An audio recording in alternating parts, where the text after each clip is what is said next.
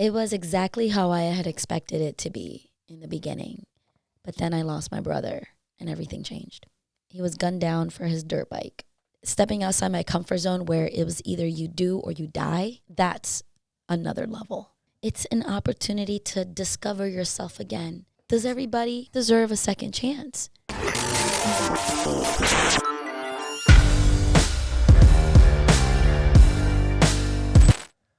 What's going on, crazy world? Welcome to another episode of the Black Sheep Perspective, where we keep it unfiltered, raw, and uncut, baby. I got an amazing guest, as I always do, man. And every guest gets better, and there's always different stories, different highlights, different journeys that we run through. And this one is full of a lot of great introspective to talk about because of where your adventures have taken you. With me today, I have Yanessa Navado, which is better known as Nessa. I know she didn't like hearing that like that. And we always like that with our full names, aren't we? Yeah, why is that? I don't know, dude. I think Yanessa's a beautiful name. I've never heard it with a Yanessa. Yeah. But it's very Latina. Very Latina. What is it? Where's that from? Puerto Rico. Puerto Rico. Yes. And who named you, your mom or your dad? My uncle, actually. Really? Yeah. Oh, that's cool. Just popped in out of nowhere. They asked him, they said they gave him permission that you want to name our baby girl? No, he just came in and said, what about Yanessa? And my mom was like, okay. That's dope. That's awesome. End of story.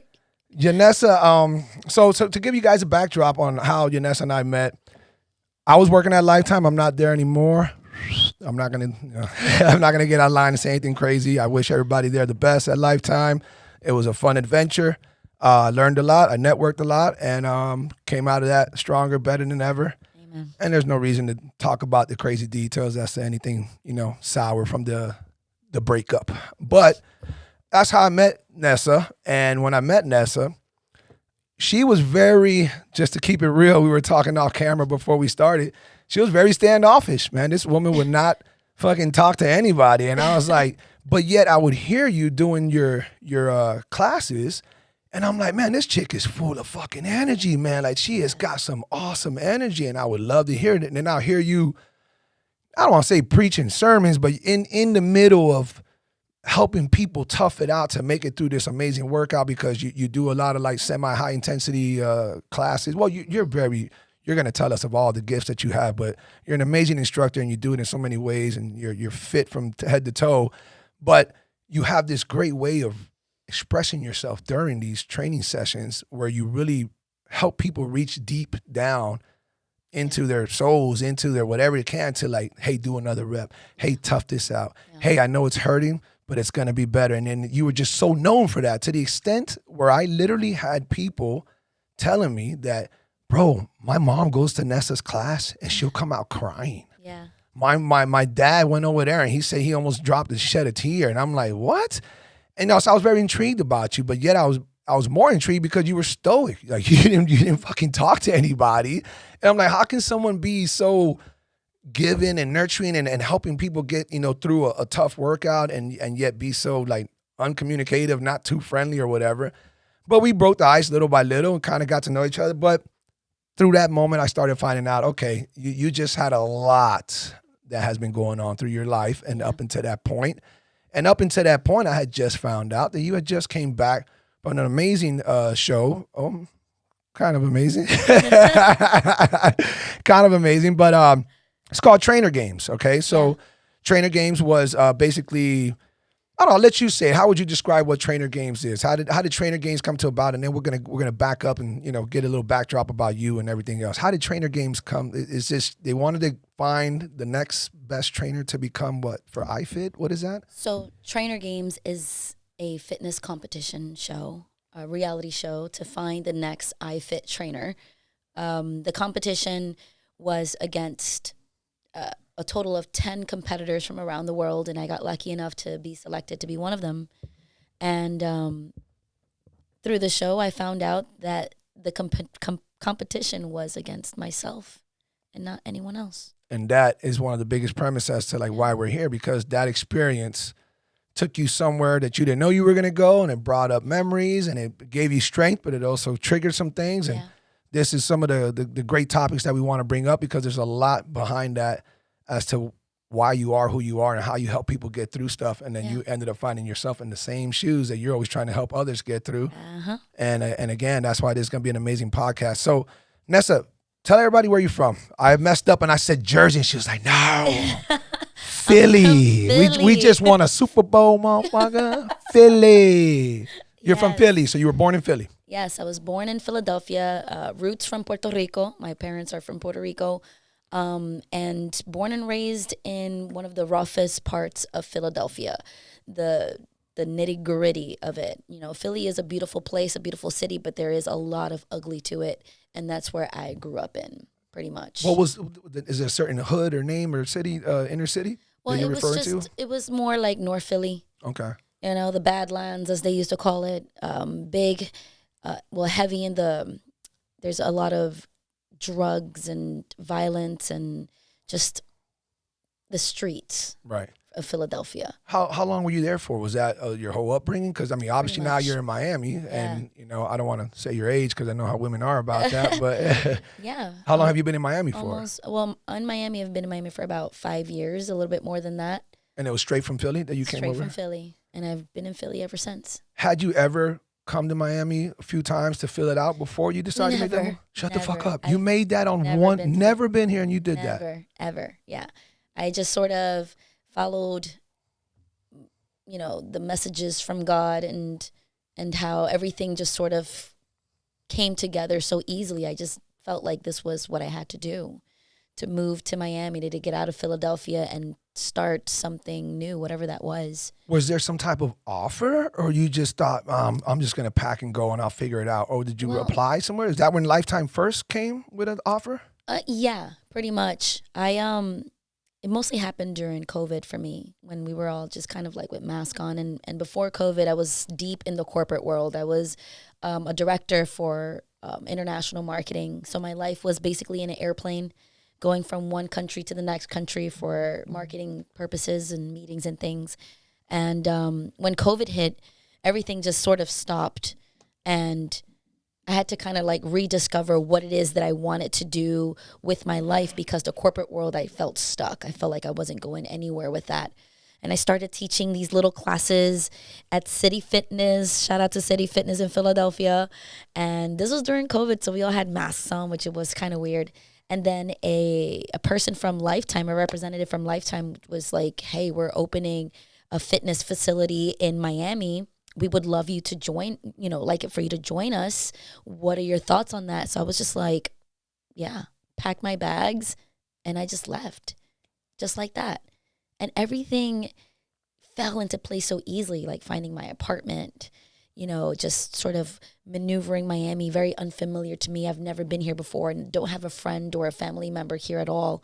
And it was just kind of like figuring it out on my own. You know, and that's already a great way to start, because a lot of people, man, most people they don't jump out their comfort zone. Yeah. And your biggest comfort is where you grew up, unless you hate that city or town. You know, you don't want to leave it. You love the comfort zone. You know everything. You know how to get around. You know everything. And for you to do that takes a lot, but that's inspiring, because I think people need to do that more often. You know, they really should. How would you know what opportunities out there if you don't step out that bubble? You know, it really is. You know, some of us, our hands are forced. You know, like in reference to a poker, you know, your hand is forced to play. You got to play it. But then others, you know, you have that opportunity where you can just choose. And you chose to, and that's great. So you were in Philly before you got here and before you did the corporate world. I found out that you were in the military. Yeah. When did you join the military? What branch was that? Army National Guard. Okay. And that was back in 2026. So what kind of, I always like to get people's perspective, especially nowadays. Back in the days, I'm fucking making myself sound old, but back in the day, it was a lot more understandable when people would join, because it was like you wanted to fight for your country. You know, all the way up until 9/11. You know, 9/11 had a huge influx of people who joined because they felt like, man, our country got attacked. You know, nowadays we're in a different spot, and people are, you know, there's a lot of bullshit that goes on. We're fighting wars that we shouldn't fight. We're entering countries that we shouldn't, you know, be entering. You know, so it hasn't been as much. What kind of influenced you or made you want to join? Where was your thought process for that? For me, I've sort of been almost I felt like the energy my energy matched that vibe, that wanting to be being a small girl. I wanted to be big. You want to tell people how small you are? I mean, I'm only 5 foot, with good posture. But, it was kind of like I wanted to prove that I can do this. I wanted to prove that I am strong, that I am not just this small girl that everyone saw, that I had more to me. And, I've been bullied a lot when I was younger in school and stuff for being this small kid. And that kind of I think it fueled that fire to sort of prove that I am bigger in my heart, bigger in my spirit than I am physically. And I kind of like the idea of being this military badass too. So did you ever look, or did you ever fantasize past, I'm not saying 4 years, 2 years, I don't know what you signed up for, but did you ever think, man, I can really keep doing this? I want to go further. I want to go into some type of special forces. Or once you're in there, you're like, oh, shit, this ain't what I thought it was going to be. It was exactly how I had expected it to be in the beginning. But then I lost my brother and everything changed. Oh, man. How long after? So your brother, okay, so is this your only sibling? I have 2. Okay. He's my younger brother, and he was only 16 when his life was taken. And it was taken. It was yeah, a crime of some sort? Yeah, he was gunned down for his dirt bike. Wow. So he was shot. And this was in Philly? In Philly, and he was just left there to die. And that derailed my whole life, everything I wanted to do, everything I wanted to be. Wow. Just changed right there in an instant. And how much more time did you have to do in the Army, the saying Army, National Guard? Yeah. How much more time did you have left in the National Guard? I had about 5 more years left, and it was hard going back. I was sort of lost in that, that whole chapter of my life is sort of a blur, something that I'm still trying to figure out and still wanting to learn from. So I am still a little bit not, completely ready or open to talk more about that chapter, since I'm understandable, of course, sort of figuring out why I went through what I went through when I was in there, and still learning from it. I imagine obviously it's one of the toughest things you had to go through, especially part of the recovery process is therapy. And that can be physically, mentally, psychologically, it's therapy. And I don't mean therapy, I mean therapeutic stuff, as to help mourn, to help get over something. And I imagine that was pretty rough because you had to go back. Yeah. And you weren't able to, don't want to say close any kind of chapters, but, at least deal with it a little bit longer. Like, how long were you able to, damn, that's rough, man. Like, were you able to stay for a couple of weeks, a month, or something like that? Or no, when my brother passed, it was maybe 11 days to be with family before I had to go back, and I had no choice. I was sort of forced to be ripped away from my family and to deal with that by myself. And even when I found out about what had happened to my brother tragically, it was also just a moment of being alone. I didn't have no shoulder to cry on. I was kind of processing, I lost my best friend. I don't have my brother anymore.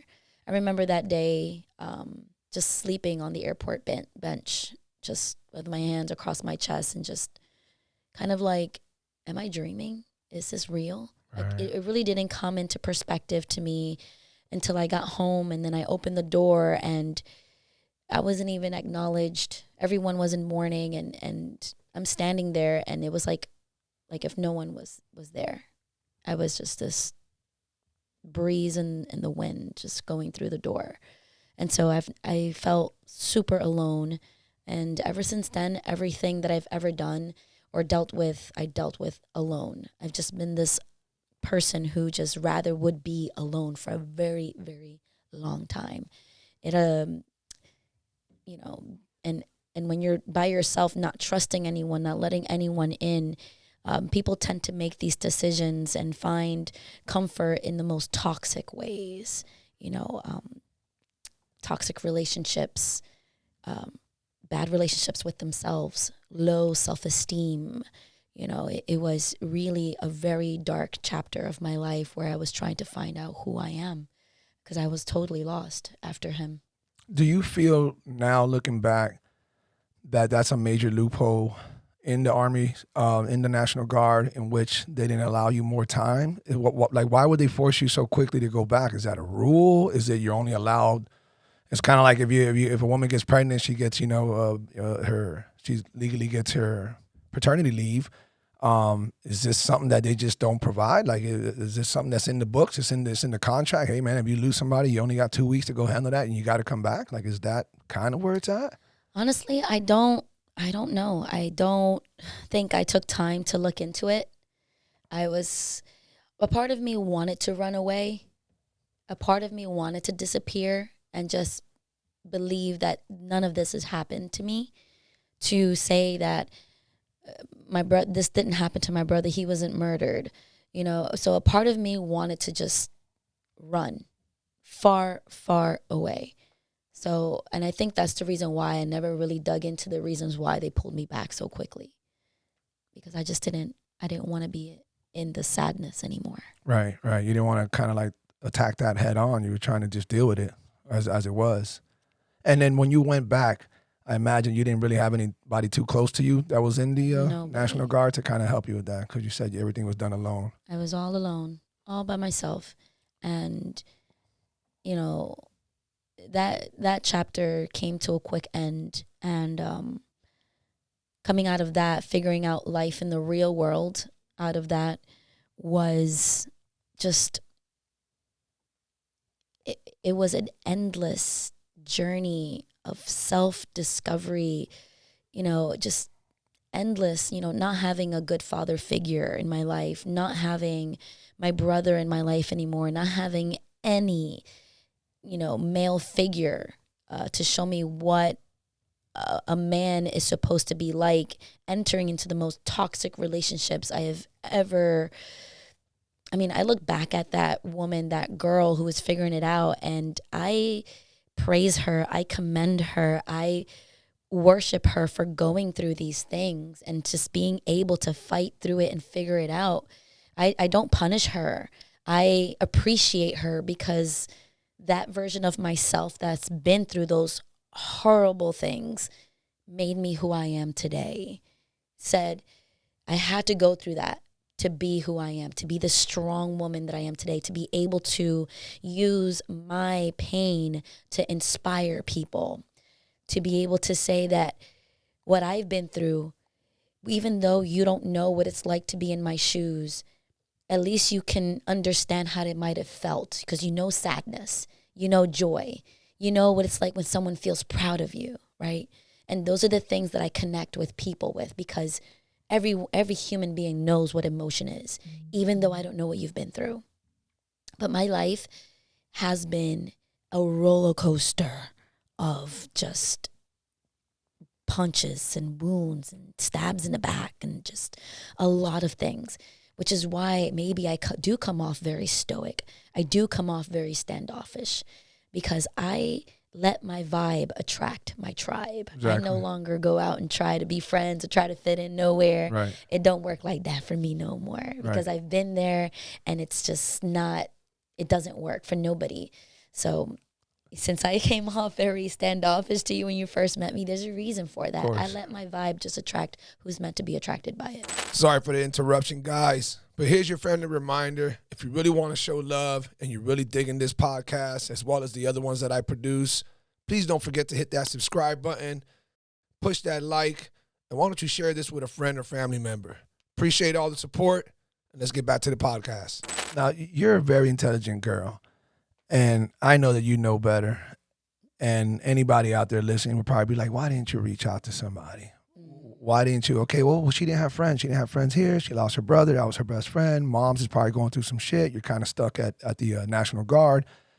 But now that chapter closes, did you ever think about it? And if not, why not? Why not? Because I want to try to either give people an example of why not, or kind of encourage people to do it, or tell people you don't always have to do it. But why didn't you seek some type of help, some type of therapy, whether it was a professional or maybe say, hey, this can't be healthy that I'm doing all this by myself. And this has been, at this point, you've already gone through probably 5 hard years of dealing with all this shit by yourself. It had to hit at some point. What made you not reach out for it? And what was the reasoning? Ever since I lost my brother, again, that derailed my entire life. It took a toll on my health. It took a toll on my relationships and took a toll on everything that I was. But I kept saying to myself, because I dealt with it by myself, going through the military, getting the news and walking in the door and not even being acknowledged, I said, okay, I guess this is how it's going to be like. I guess I'm going to have to toughen up and deal with this by myself. And that's been stuck with me for ever, for everything every hardship I've ever came across. It was just like, if I can do that by myself, then I can do this by myself. I'll be fine. Everything I've ever done by myself, I'll be fine. Never seeking that need of another human to help me through it, thinking that they wouldn't know what to do because they haven't been through exactly what I've been through. Right. So that idea, that's exactly where it's at. When you think, if that person hasn't been through exactly what I've been through, or at least very close to it, how much can they really help me? How much can they really tell me if they haven't been in these shoes? Yeah. And that's unfortunate. That's what we do a lot. Yeah, we do that a lot. But I think my life would have been a lot easier if I had reached out earlier, honestly, because figuring it out by myself was a lot of taking it, how they say, you learn the hard way. And that was what I was going through everything, through relationships, through friendships, through my own health. I was literally hurting myself. I was killing myself from the inside. My nutrition was the worst. I wasn't this person you see in front of you. I weighed barely 70 pounds. I had an eating disorder. I was so just at the worst. Didn't care about my life. Just didn't want to have anything to do with the world or society at all. I didn't have my brother anymore. And for a while, he was my person. He was the person I looked up to. Even though he was my little brother, he was my just everything. Yeah, he was your rock. He was. And then what saved me, what literally saved me was, because for a while I was mad at God for taking him from me. I was just angry. Why would you take this amazing person? And I don't say this because he's my brother, but he's truly one of those people that I will never, ever meet again.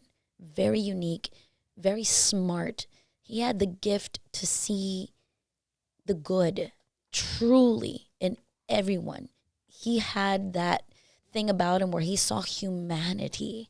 He saw it in a way that I aspire to be that way. I practice that, to see humanity the way he does in everyone, in everything. And when God took him away from me in the most tragic way, in the most evil way that you can think of, I was so angry for a while. And so I remember one day I'm saying, God, how do I get out of this dark place? I don't want to feel this anymore. I don't want to feel sad anymore. I don't want to miss anymore. What do I do? And this is crazy, but a white bird kept coming to my windowsill one day. And this white bird wouldn't go anywhere. It would just come to my windowsill. I would feed it. My mom would feed it, and it would just come and go. And you would see it. This little bird would never go too far. And every time I open my window, he comes in.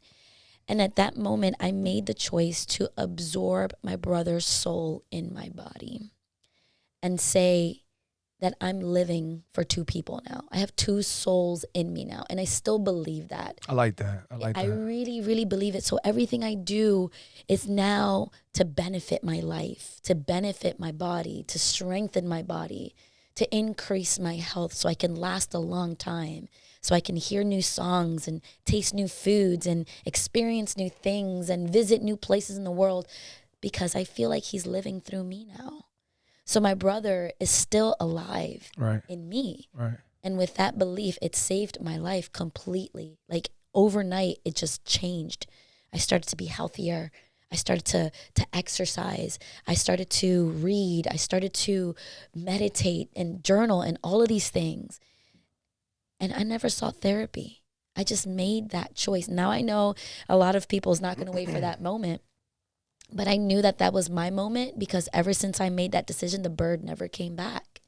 Wow. Never came back. It just flew away and never came back. So I knew that that was my sign. And not to say that everybody needs to wait for a sign to make the change, but fast forward to trainer games, I discovered what it was that I was doing. Okay, so then here we are at Trainer Games. Now, let's talk about that. How did that come about? First of all, who convinced you to, I guess, apply for it? Like, because how do you just stumble upon something like that? And then what was that, I guess, process like? Because you said it was over 4 million people that they chose from. How many people? It was a shitload. It was a bunch. A lot. Yeah, it was a bunch. So I do this program called Body FX. Okay. And it's a streaming workout platform that you can download on your phone, and it's kind of like just very professional studio setup, camera, lights, and whatever. Very, so the director for that program found this Trainer Games audition, and it used to be called The One at first before they changed the name to it. It used to be called The One, and she's like, "Hey, Nessa, you sound like you'd be perfect for this. They're looking for the next coach, and you are so amazing at what you do that the world needs to know what you're doing, and you need to expand this and go international." So she was like super excited about me signing up for this, and I'm thinking, me from, Nessa from Philadelphia. I mean, what are the chances that I'll get picked to do this? So I pretty much signed up for shits and giggles, and I'm like, just whatever for fun. But I got selected. And the process to be selected for that was a lot of interviews, a lot of Zoom time, just kind of like, they wanted to know a lot about me. So I opened up in a way that was kind of like, oh, these people don't know me, and I feel like I'm opening up to strangers, but I trusted it. I trusted to, do the thing of stepping outside your comfort zone, kind of like how I did when I moved to Miami, and just kind of like, all right, just go for it, dive in. And they loved me. They loved my story. They loved my resilience. I sent them clips from testimonials of actual people that take my classes and how much I've changed their lives, and the rawness and the realness of these people's interviews is what elevated my whole application. And I think it was because of them that they had selected me, because they trusted that what they were saying about me. They did like the whole military thing stuff too, but what they loved the most, I believe, was my ability to motivate and push people past levels that they never thought they could ever reach. When did they tell you what it was going to actually be like, location, the type of shit? What? They didn't. Well, they didn't tell me. So this is inside scoop that people need to hear, because we all, I'm going to speak like a regular person. We see these, TV series, these docu-series. We see these, reality shows. And a bunch of us are like, man, how much of it is fake? How much of it is staged? Because we know, they want the views, they want clips, and so on and so forth. We got somebody right here who's been through it all. So now we get to get some of the real dirt. Yeah. Is it what it's cracked up to be? No. And I say that because when signing up for this stuff, there's a lot of paperwork and a lot of contracts and all that stuff that you have to kind of like read and sign through. And the only thing that I knew for sure was that this was going to be in Africa. I knew that for sure. But what the show was going to be and what the competitions were was on the hush hush. Like that was such a secret that nobody knew exactly what was to be expected. On the contract, there was this bold sentence that you run the risk of dying if you do this. So that was on there. And reading that and, kind of like the fine print, it sort of made it seem like, oh, you can die I don't know, on your way from your bedroom to the bathroom or, you know, in any scenario type thing. So it was kind of like brushed over or, you know, kind of just skimmed by the way they made it. The fine print. The fine print. Yeah. And all along, I'm thinking to myself, well, if this is for them to find the next coach trainer, then maybe this is about that skill. Maybe this is about highlighting who has the most empathy, who has the most coaching ability, the most motivational person.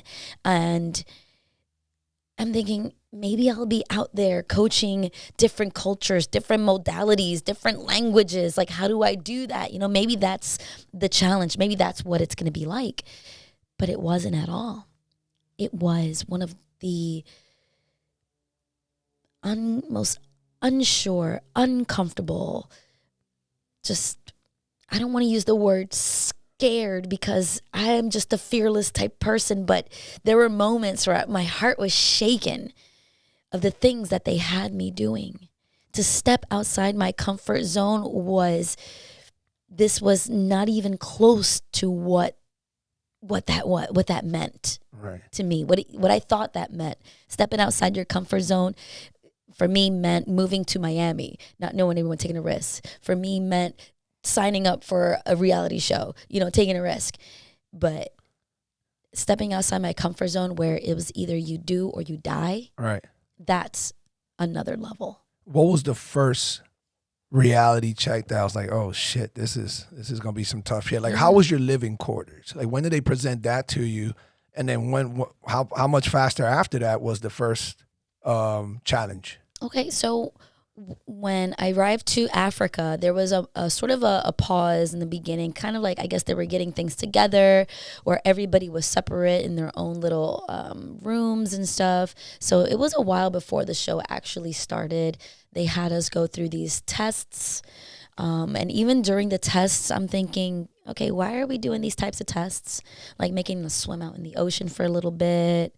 There was African waters. Them motherfuckers are full of great whites. That's so hard for me to think about. Like, I'm a fearless motherfucker too, but African waters are full of great whites. Yeah. Shit. So I think it was kind of like through that process where they were kind of like throwing these little tests at us where I was just like, okay, this is probably not what I thought it was going to be. And then when we finally got to film and actually do the very first challenge, which was swimming over 2 miles into open water with just your body and a surfboard. Not even. It was like a big paddle board. It was like this huge and paddle board with my little arms. Yeah. So I was just trying to get through. That's when it hit me. I was like, oh my God, I can literally die doing this. And, you know, my biggest fear is drowning. I think that's a nightmare for me. Like, and to put me in open water and I'm looking under and I see shadows of whatever swimming under me. That was my reality check. I was like, oh my God, I'm literally out here in African waters. God knows what's under me. I don't even know. And I can easily die out here. I was out there in the ocean for over 3 hours. I was going to say, so when I saw that episode, right? I seen all the episodes. They made it seem so quickly. Man, I remember when they said, oh, here comes the person who came in first. I think it was the white chick. Oh, here comes so-and-so. It's been, 2.5 hours. I'm like, 2.5? They were just paddling for 2.5 hours? Yes. Under the African sun. I'm still recovering from that tan line. And I don't know if you saw that swimsuit. Yeah. That swimsuit was not the swimsuit to wear. It was not. Because that was a very horrible tan line. Okay? Yeah, you had a very respectful, modest swimsuit on. I'm just a modest girl. That's just, I don't want to be the Latina with the stereotype, the hot Latina. That's just not what I wanted to be. I wanted to be like, okay, this is a competition. I'm not here to show off my booty. Okay? Right. But that was not the swimsuit to be wearing for that at all. So when that first episode, or let's just say that first challenge was over, now you're like, oh shit, now I got a good hint of what we're going to be getting into. I was not ready for that. Yeah. And what kind of like psychological impact did that have on you? Well, during the show, my stepdad, who is one of the another really important person in my life was fighting for his life while I was doing this. He was also a victim to gun violence. He was shot and robbed for the money in his pocket. I have to ask, was this Philly again? Also in Philly. Holy shit, Philadelphia. Yeah. And that happened in May of 2024. And God gave me 19 months with him. And during those 19 months, I was competing in trainer games. And I said to myself, if I can do this, I can help pay for his medical bills. You know, because I had so much hope that he was going to live. You know, if he was, every day he was in the, intensive care unit for the entire 19 months, just wanting to live, wanting to be a part of life, and that was my fight. That was my other reason. My brother was one reason that I was doing it, but it was also my stepfather. Because, I don't think people get how important step parents are, because they fill in shoes that other people left empty. That's right. And my stepfather, nobody asked him to do that. Nobody asked him to be there for me. But for the first time in my entire life, I felt like a man was proud of me, and that was my stepdad. And I don't know if you have a daughter or any girl, once you have that male figure that's actually proud of you, it really means so much to a young woman. And I never had that growing up. So when this happened to him, I remember the day that it happened. I was teaching a cycle class, and then my phone was ringing off the hook, and I'm in the middle of a class. I'm doing my thing. You already know what's up. And then I just kind of stepped down and I answered. And I don't know how I was able to finish that cycle class without breaking down. But when that class was done, it was like, boom, it hit me. And ever since then, I had this fear, sort of just of losing him and wanting to do something to make him proud before he died. So he is another reason why I signed up for trainer games. He is another reason why I did all of these things, the way, pushing through all of those hard challenges. And because I am not the type of person to be, throw myself into the sharks or jump off of a cliff blindfolded. I'm not the type of person to sign up for that stuff. I don't even do high rocks or anything like that, because that's just not, I want to protect my body because I want to make it last, since I have my brother's soul in me, I want to make sure I'm protected. So I would never sign up for things like that. You told me one of the scariest challenges was when you were going down a zip line. Oh my God. Blindfolded. Yeah. And you don't know when you're gonna hit that stop, where it stops you, and then of course you hit the water and it's all blindfolded. What was going through your head? Oh my goodness. So that was interesting. The way they made it seem on the show, they made it seem like I did not zip line first, but I was literally the first to zip line, right? And it was like, oh, you're only gonna go from point A to point B. I'm blindfolded. I couldn't see anything. Didn't hear anything, nothing. So I was kind of like, all right, so I've ziplined before. Okay. I wasn't hooked on anything. Okay. It was just me hanging on to this thing. There was nothing hooking me on. No safety wire, none of that stuff. Net, right. Nothing. And so I'm just holding on for dear life. And when Heather, which is one of the competitors, one of the other contestants who was amazing, shout out to Heather, when she said go and kind of gave me that push, I'm thinking, okay, I should reach the ground at some point. But when that thing stopped in the middle, I thought it was a malfunction. Oh, Lord. I said, oh my God, this is broken. And then all of a sudden I just drop and I'm thinking to myself, okay, I'm done. I'm cooked. I'm going to hit.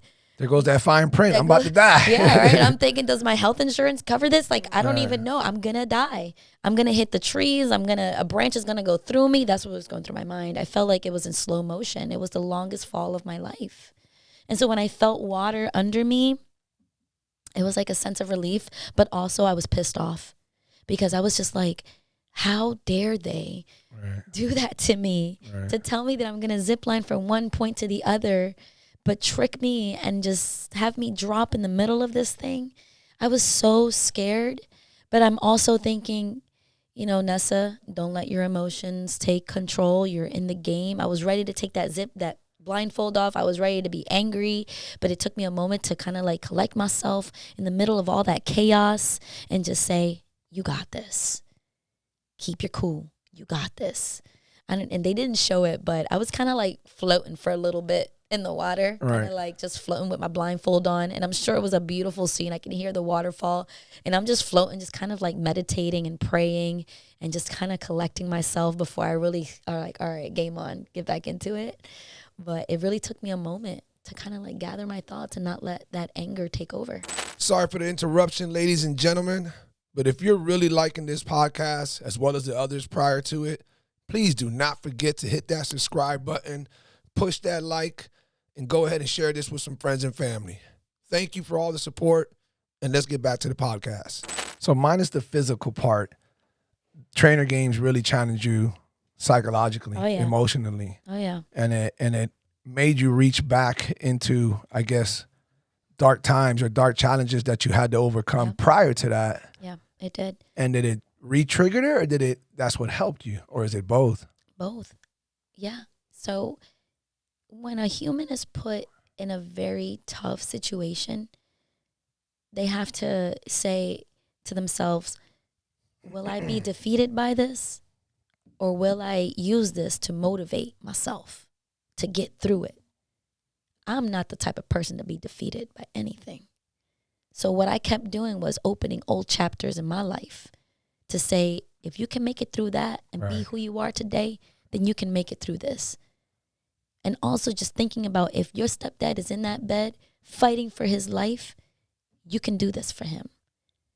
But all along, I didn't realize that I was kind of like opening those old wounds again. And I'm triggering old things again. I started to have nightmares, so many awful nightmares after this experience. I was afraid to step outside my house for a while. I had to take a big break from teaching because I was just fear. I had let fear overtake me. I had this there was moments where I couldn't even like speak. I felt like I had lost my voice. Literally, I couldn't speak. Like nothing would come out. Like there was moments where I would sit in silence because I just couldn't move. I was literally frozen after trainer games. And then I had to kind of like sit there and think about, why am I dreaming these horrible nightmares? Why is this coming back up? Why are these things that I thought I've healed from and moved on from, why is this, messing with me now? There was something to be discovered from it. There was something that I had to learn from it. And that's where I found Empowerness. And take us to that. So Empowerness, that is your new movement, something that you are, I want to say, identifying as your brand because of what you've been through. Yeah. And you now want to try to help others. Again, I don't want to put the words in your mouth, but use these past traumas, use these past experiences in order to empower you to get through what's ahead of you. Yeah. So I discovered an art, and this is an art that every single human being has within themselves, especially humans who have been through hard things in life. I'm not the only person who's had it rough. Of course. There's a lot of people who have their own crosses to carry, heavy. And many times we don't know what to do with that. We let that heavy cross get heavier and heavier and just deal with it, Let that weight crush us, crush our spirit, crush our motivation, crush our dreams, everything that we ever wanted to do or be, So with Empowerness, what I want to do is teach people the art of turning pain into power and finding purpose for that power. Because it's great to find power out of these things, but what are you going to do with it? Right. Right. How are you going to use it to benefit your life? Right.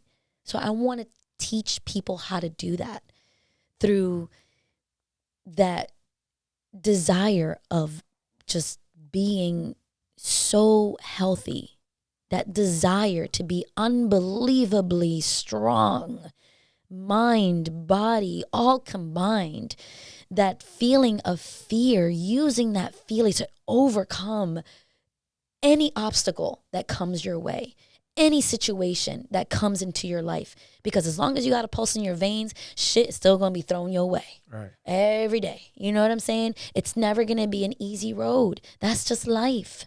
So what are you going to do? Are you going to take these hits and let them hit you and not do anything about it?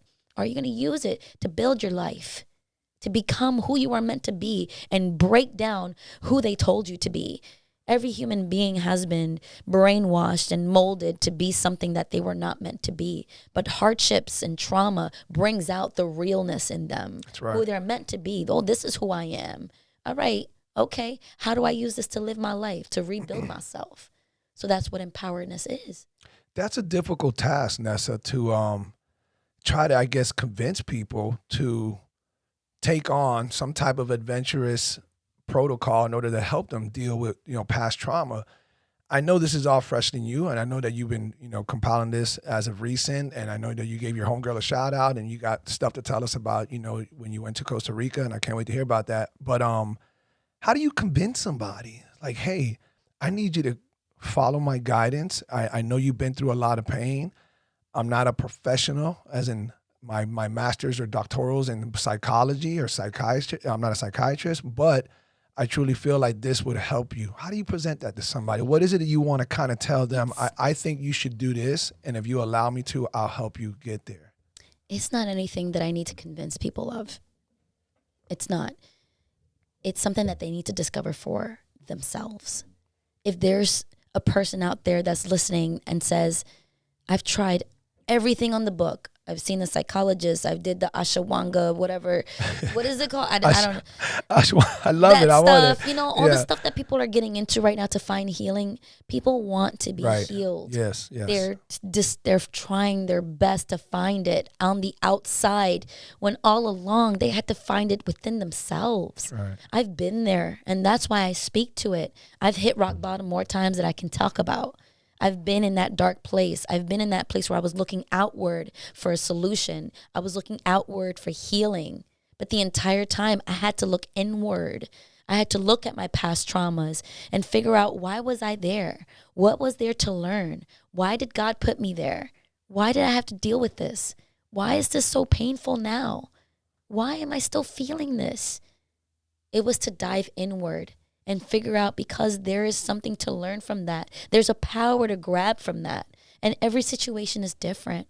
So I'm not telling people to try to convince them to sign up or to follow what I'm saying. I'm trying to ask people to look within themselves. What is your calling?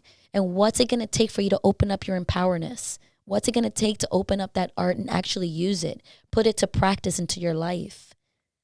Were you able to kind of discuss this with anybody during the games? Or this kind of happened at the tail end of it, and then everything else unveiled?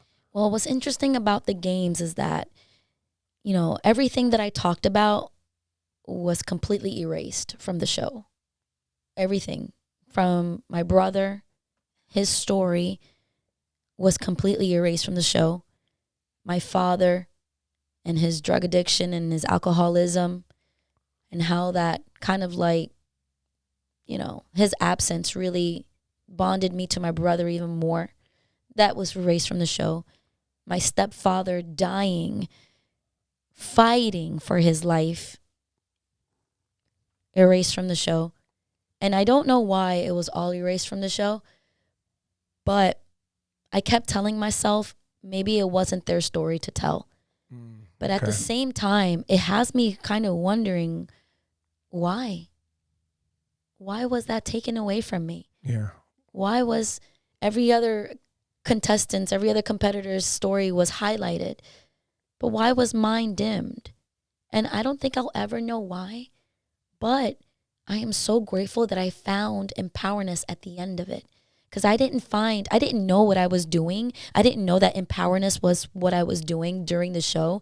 I didn't know that opening up old wounds to get over these challenges, to get through them mentally, physically, was what I was doing until I got home and went and hit rock bottom again. And when I got home, you know, I got the news that after my stepdad, after fighting for his life, he got diagnosed with cancer, with all of the things that he was being put through. And ultimately his life was just done, ended. That's when I hit rock bottom, and I was there again. I was in that dark place again, a place that I didn't want to ever be in again.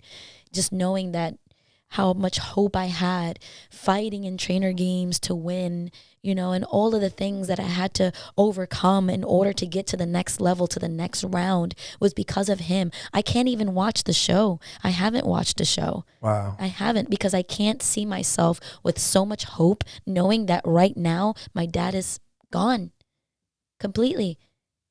And the story was never told. So there's so much emotion stirred into that I just don't want to see it yet. I'm just not ready for it yet. Maybe one day I will be ready to watch the whole trainer games. But for right now, I just can't jump into that, to see myself with so much hope, fighting so hard for him. But Empowerness was found when I hit rock bottom. My dad is gone. I'm sad. I'm here. What do I do with this sadness? What do I do with this pain? So I kind of rewind. I was like, okay, I'm going to use this pain and I'm going to find power with it, and I'm going to make my dreams come true. I'm going to do whatever it takes to help heal people. I'm going to do whatever it takes to be the actress that I want to be one day. I'm going to do everything it takes to be who I want to be, to live the life I want to live. I'm going to use Empowerness to be who I am meant to be, you know, and kind of just erase everything that I thought life was supposed to be about. You know, I imagine, and I know this is an emotional roller coaster, you know, so let's peel it back a little bit. I think one of the toughest parts, you know, when people like yourself and I, when, you know, we're these, I won't say we're lone wolves. I don't know that we're lone wolves. I don't know that applies. But I can be a fucking dope-ass lone wolf. I can say that, you know. It's not that I can't be with other wolves, but we do great on our own, and we take challenges on our own. And I'm not even saying people should do that. Like you said earlier, everybody's different. You approach it how you know, how you got brought up, who your influences were, your dad, your mom, your school, your peers, whatever. That all help define who you are and how you approach things. So not everybody's method is applicable to the next person, you know, Right. but you and I, for our reasons, you know, and a lot of times it does come with people who've had some tough upbringings. It does. It does follow suit for some reason.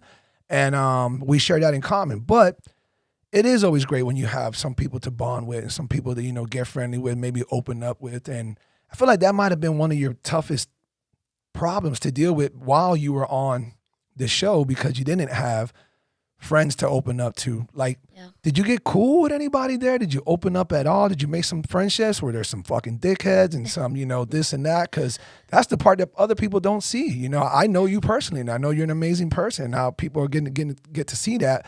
If we watch the games, we don't know shit about all those people except the little highlights that they get. We're like, oh, he seems cool. She seems cool. That. What was it like? How did you grow some friendships? What was that part about? I mean, you know, being a lone wolf, like I said earlier, kind of going through the hard things by myself, you know, after a while, I did learn that community does heal, especially after starting to teach my classes and finding healing through people and community and letting your vibe attract your tribe and all that.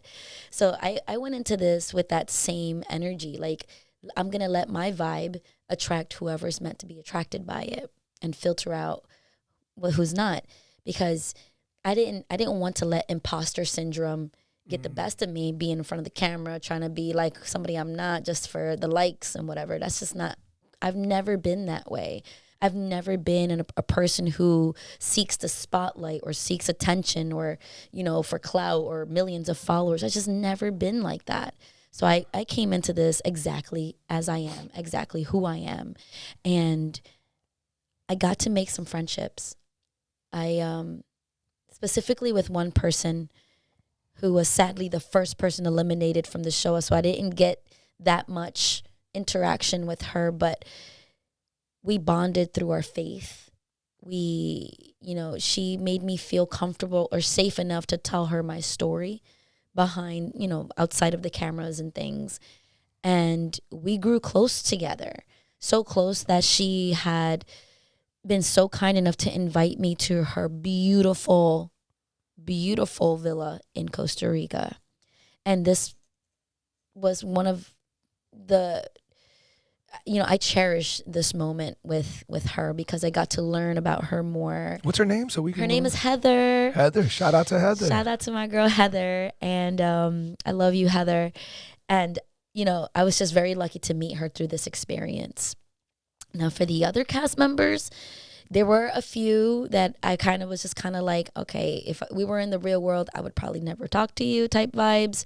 And then there were others who I just saw so much humanity and empathy, and I just could see why they were there. There was a moment in the show where I got really sick. Like, my body was shutting down, and this was prior to the Le Morne hike. So I think that was episode 3 where they had us wearing the empathy suits going up the mountain. Well, yeah, I remember sitting down and I was telling the crew and everyone, I was like, guys, my body is shutting down. Like, I'm getting sick. I feel the weight just piling on me, the heat emitting from my skin. And it was very disappointing that I was almost ignored. I was told, think about your brother, think about your dad. You can get through this, do this for them.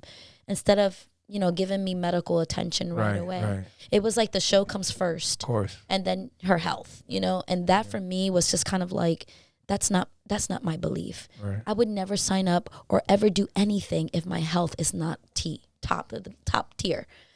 But because of those pressures, I was just like, let me push through this. Being a holistic person, I don't even take a Tylenol. That was the first time in probably over 20 years that I've ever taken any type of drug to get through. I think it was a Tylenol or something. I don't even know. But I was so disappointed. I was so disappointed that they would choose the show over my health. Mm-hmm. I was just so sour about that. But then me being sick, even though, by the way, I kicked ass on that episode. You did. Okay? I know you did. I made it to the top, first place, and I was just really wishing that Trainer Games highlighted how. And by the way, they didn't highlight it enough. I know that. I remember when I saw that one. I was like, what is going on? Yeah. My coaching skills was on 100 for that episode. I mean, I was motivating these 2 men up these mountain. I was just like, let's go. Like, I had that fire in me that, okay, you want me to push through? I'm going to push through. And boy, did I. We made it to the top. But again, it brought out the real in everybody. There was only one person. And Heather wasn't there anymore because she had gotten eliminated. There was only one person who made sure I was okay. And there was even my roommate was screaming from the top of her lungs, I can smell the sick in the air. Get me to another villa. Like if I was a plague. Jesus. Yeah. I was quarantined. I was separated from everyone else. They treated me like if I had like this disease, like if I was just this. And it was just the common cold. I got hit with the cold. Right. But I was treated like, and I get it, it's a competition. Nobody wants to get sick. But only one person came in and checked up on me and said, are you okay? Even if it was just opening the door to peek to say, hey, you doing good? That meant so much for me.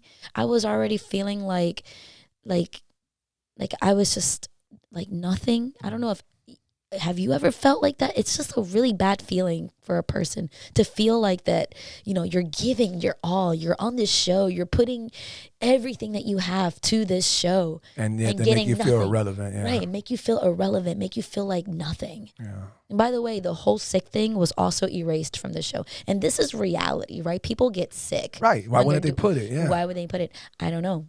But it really showed the empathy and the humanity out of all of the competitors. And to say that only one person showed me love, that says a lot about who they've chosen to be the iFit coach, you know? Mm-hmm. So people are people. But when things get tough, when people see other people in pain or hurt, there's a choice that you have to make. Are you going to see the humanity, or are you going to take the other route? And that showed a lot. Do you feel like they know you don't give a shit about them? Like you guys got to the premiere. Everybody was there at the premiere? I don't want to say that I don't give a shit about them. Maybe I said that a little rough. That's me. That's a little black sheep thing there. My bad.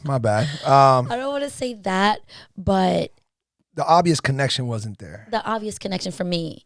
And, you know, I felt, you know, I felt I was there with Heather in the premiere. She was there. I felt connected to her. You know, Divinity is also the sweetest person. I know she's probably, you know, dealing with her own things, with her own experience from the show and how they made her look on this show. But she's the sweetest person. And Dan is my man. Like, he is. Is that what to do with the dreads? Yes. Yeah, I liked him. He is Yeah. really a humble, really good person. Okay. And but those are probably the mains for me. Everybody else was also amazing, but you can also see, you know, you can pick out those who were kind of like there for themselves, the spotlight type people. And you know, just kind of letting the vibe attract the tribe, like I said earlier, and letting it filter out what doesn't belong. And I've never, you know, I've learned the hard way that I don't ever want to try to fit in where I don't belong. Right. I don't ever want to try to pretend to be something I'm not to be liked. Ladies and gentlemen, if you find yourself liking this podcast, please don't forget to subscribe, hit that like button, and why not share this with a friend or family member? We appreciate all the support. Let's get back to the podcast. So your vibe attracted the tribe of Heather, and then now Heather is inviting you to Costa Rica. Yeah. And you go to by the way, I don't know if you know this, I am half Costa Rican. You are really? Yeah, man. I got a fucking shitload of uncles and cousins and everything. My mom's from Costa Rica, and I love Costa Rica. Shout out to all my ticos, pura vida.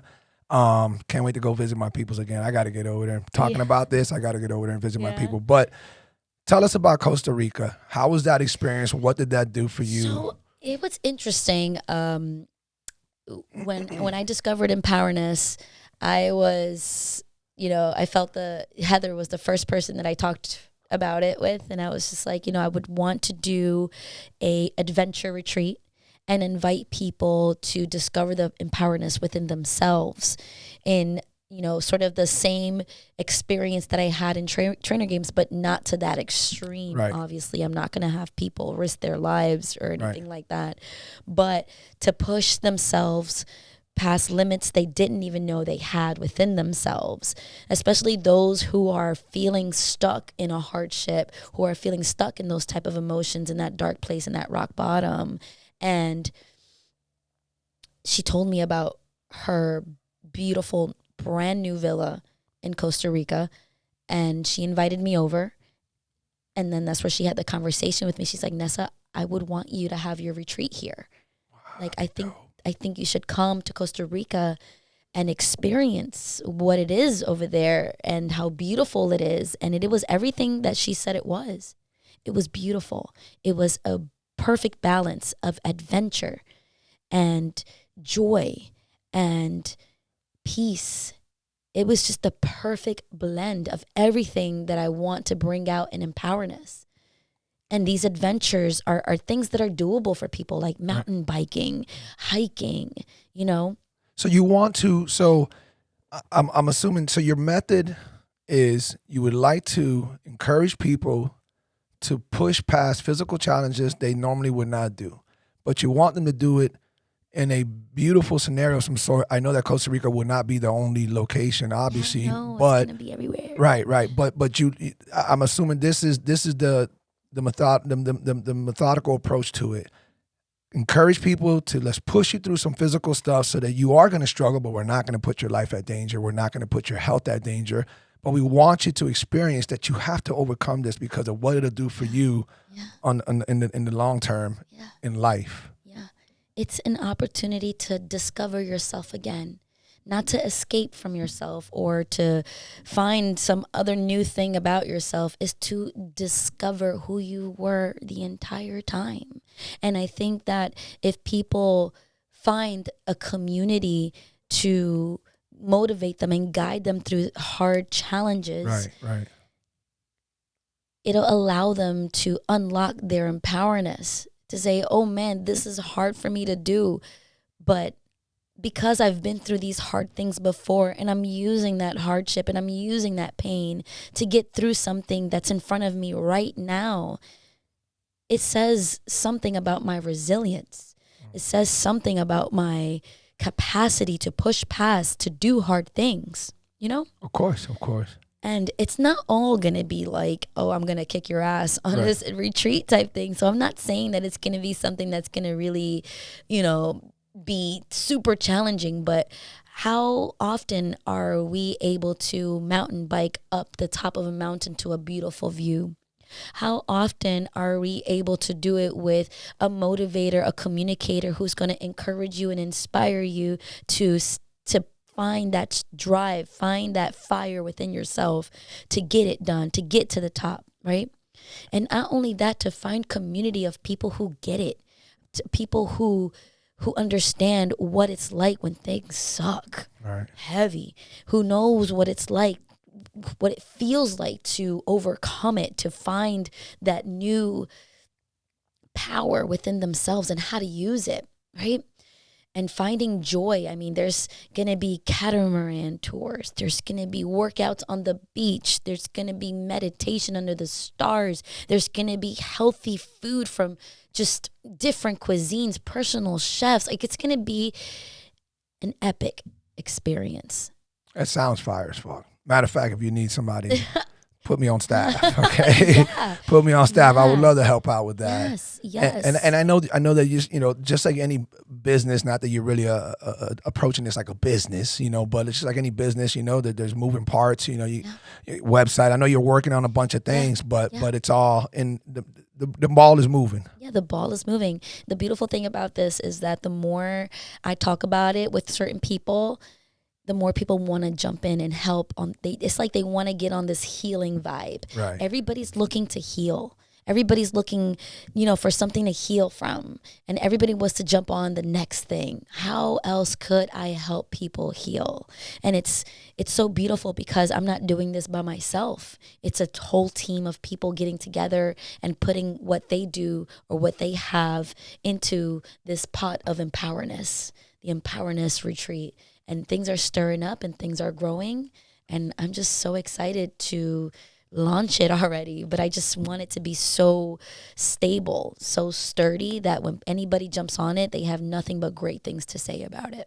I hate to put you on the spot, but do you think you have some kind of a targeted time frame for like that first one? Yeah, we're looking closer to the end of June, July. Okay, that sounds right down, it's good. Summer. Yeah, that'd be perfect. Okay. Yeah. So now I know that when we talked off camera before we started the podcast, you were telling me that you had several people that were jumping on board and they liked the idea and all that's going right now. Yes. I have, this is, Costa Rica is not going to be the only location for Empowerness. Empowerness is going to be something that's going to be moved throughout the world. I mean, we're looking at other parts of the world already to throw Empowerness. A lot of people want to get into this. But eventually, in the near future, this is going to be totally different. And I don't want to say too much about it now because this is going to be something that's going to blow people's mind of what I have planned for Empowerness. So I'm just going to leave it right there. Stay tuned. I love it. I'm excited about it for sure. Yeah. Here you are now. No one's ever fully healed. And never. I don't know when there's ever a true healing. It's kind of like, I'm not trying to stir this pot up, but it's kind of like something that I pick at when people say, forgiveness. I don't understand that because you can't forget when something happens. So forgiveness is a hard thing. I don't. Oh my God, yeah. To me, that word, maybe it's misused. I rather say I can work through this. I can work around this. I don't know. Maybe that's what forgiveness is. I'm not sure, but forgiveness. I love that you brought that up because I had to do something really hard. And it was, I don't know if it was forgiveness, but I had to look at my brother's murderer and say, I forgive you. And the reason, but here's, I didn't do it. The thing is, people think that when you forgive, you do it for you. Like, oh, I got to forgive so I can move on, you know, so I can be free. Right. But for me, I saw that was a human being who made a mistake. And even though it costs not only my brother's life, my life, everybody that I know, life, I saw a human being still. I still saw a human being. And I said, if I can say, I forgive you to this person and maybe make that, want him to change his life, to be better, to forgive himself, because there's a soul there. There's a person there. And I feel like every human being has the capability to evolve, to become better. Now, I don't know what hardships this person has been through, this boy, because he was a child too when he killed my brother. My brother was 16 years old and his murderer was 17 years old, who got life without the possibility of parole. Okay? So he's going to spend the rest of his life in jail. All right? But now things have sort of changed with the laws. So now he might get parole. And so with me knowing that, I said, does everybody deserve a second chance? Does everybody Good question. deserve a second chance? I believe that we do. I believe that no matter what people have done, there's still choice and there's still chance to change your life for the better. Now, my brother's killer is a sick individual. When they found him, they also found bins in his basement of animals that he would kill and collect.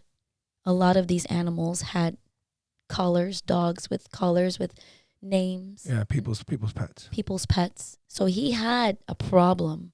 He had a sickness. Okay. And it's very scary to even talk about now. It kind of gives me goosebumps. Yeah, I'm already in the back of my mind. I'm like, nah, don't let him out. Yeah, exactly. There is no second so chance. It was really hard His for second me. chances he's living. I'm sorry, I'm a little, and Yeah. I did time. Yeah. I did time, and I've been with a multitude of convicts, and I've seen them all. And, you know, shout out to my brother Chris. We talk about this. You know, when that good heart, and I know where you're at, Nessa, and I feel you on that. But when that good heart comes out, and, you know, Chris is always posting this on our group chats because it infuriates him, and he gets me right on board too. Judge let out so and so early. Criminal who has 4 charges for some type of close pedophilia or some sexual harassment. They give him another chance, and then he goes and murders a family, or he goes and immediately molests a kid, or just off the wall shit. Where I get bitter, where I'm like, nah, they don't deserve a second chance. Yeah. It's a very tough question to answer. It is a very tough question. But I know where your heart's at, and that's a good thing. Well, it's just, it's God's plan. My forgiveness is not going to change God's plan. The fact that I forgave him for what he did to me and my family is not going to change what God has planned for this kid.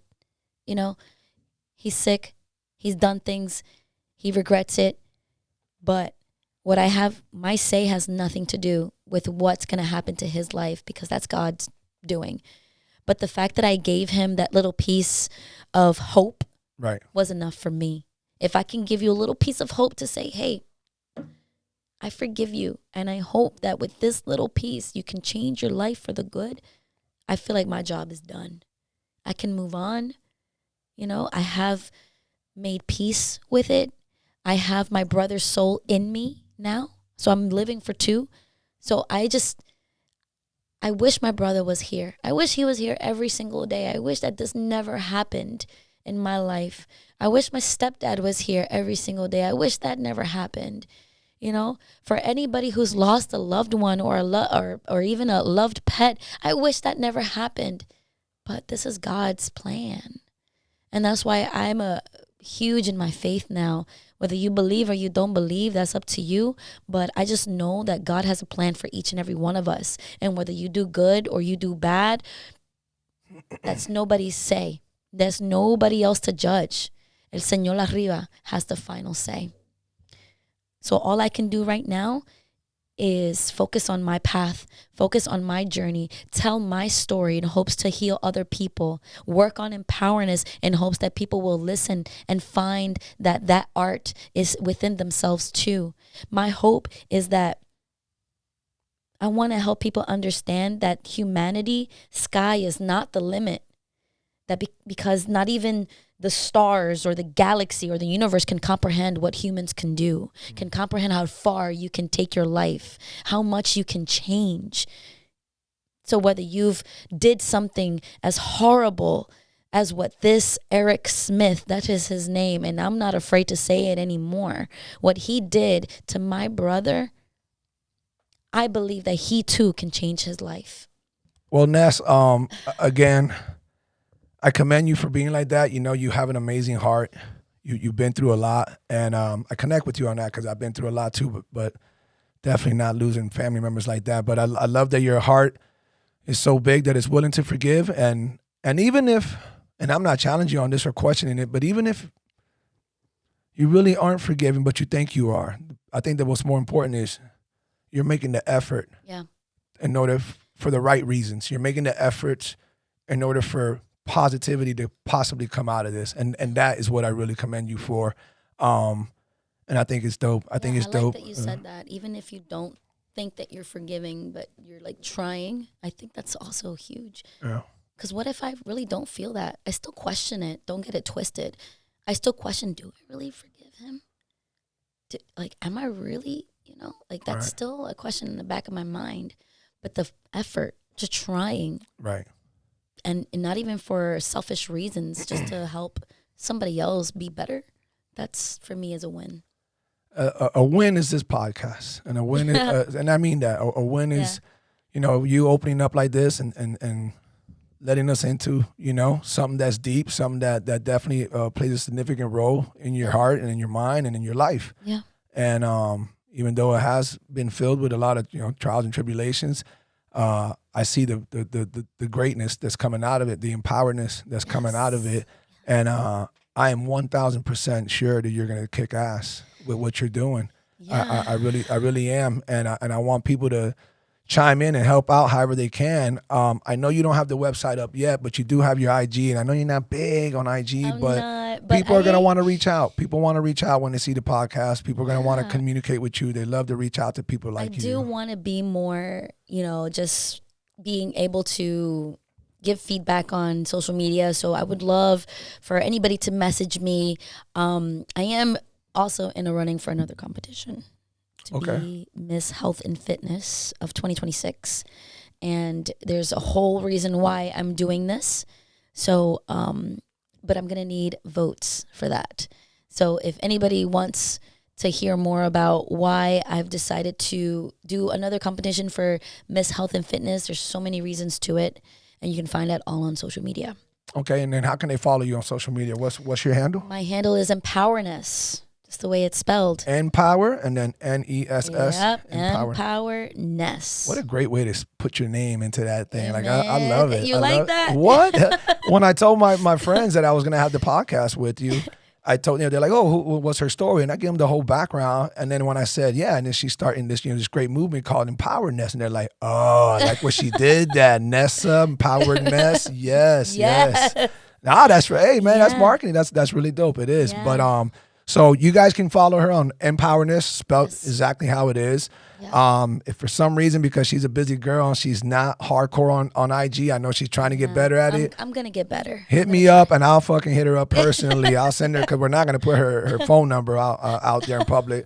But I'll harass her and make sure, hey, man, I got people telling me that you're not answering. Come on, they want to reach out. So they'll do that. Yeah. But June, hopefully, is the target for the first Empowerness retreat. Yes. And that one will hopefully be in Costa Rica. Okay. But we definitely got a lot more locations that are coming. Yes. I love the whole idea. I really do. Yeah. And it's been a while since I've had a guest who opened up as much as you did. And I'm always so thankful for it, because It's hard to do, man. It really is hard to do. It's hard to force. It's hard to do if, we're associates. We know each other. We're not super close, and when you first told me, you told me a little bit more reserved. And then the second time you opened up a lot more, and now we're doing the podcast. And I appreciate that because I've been through a lot, and it is hard to open up because you immediately think, you don't know what the fuck I've been through, and you're probably gonna want to give me some advice, and I don't want you feeling pity party for me and all that. That was something that I didn't like, the pity party part. Right. I'm just not. I don't say my story for people to feel bad for me. I despise that. Actually, I don't like it when people feel bad for me. But sharing your story allows people to feel safe enough to share and live their story. There you go. And for me, that's important. My vulnerability, it takes so much courage to, live my vulnerability. But the more that I live my vulnerability, the more authentic I feel, the more real I feel, especially now in this world where we're surrounded by so much. Now we have AI and all these things that are just not real. You jump into social media and you're like, that's not even real. That's not even real it's not. at all. Reality shows are not even real. Exactly. You know what I'm saying? So it's just like, live your truth. Live your story. Wear your heart on your sleeve. Who cares who's watching? Nobody cares anyway at the end of the day. That's right. And when you live your story, you attract the people that are meant to be attracted by it and filter out the ones that don't. And that's a big one for sure.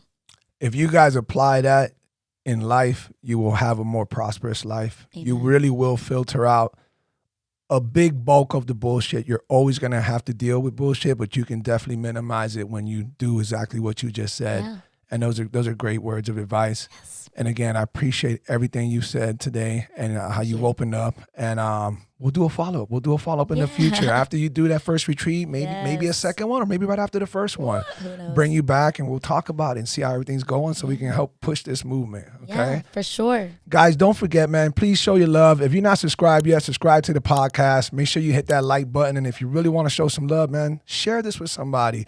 Yeah. It might not be you that's overly affected by this, but you know somebody. We all know somebody who's been in our shoes, who's been in Nessa's shoes. Reach out to them. Share this podcast with them and tell them, hey, man, I think you would enjoy this. I think this will help you out. And I really would like for you to reach out to that guest. And then we can all help each other out so this can be a better life for us all. Yeah. Yeah. 100%. Let's do it. Peace and love, guys. Stay tuned. Take care. Have a safe weekend. And, hey, it's the Super Bowl, baby. I'm calling the Seahawks. I'm calling the Seahawks. Yeah. Go. Take care, guys. Bye-bye now. Peace.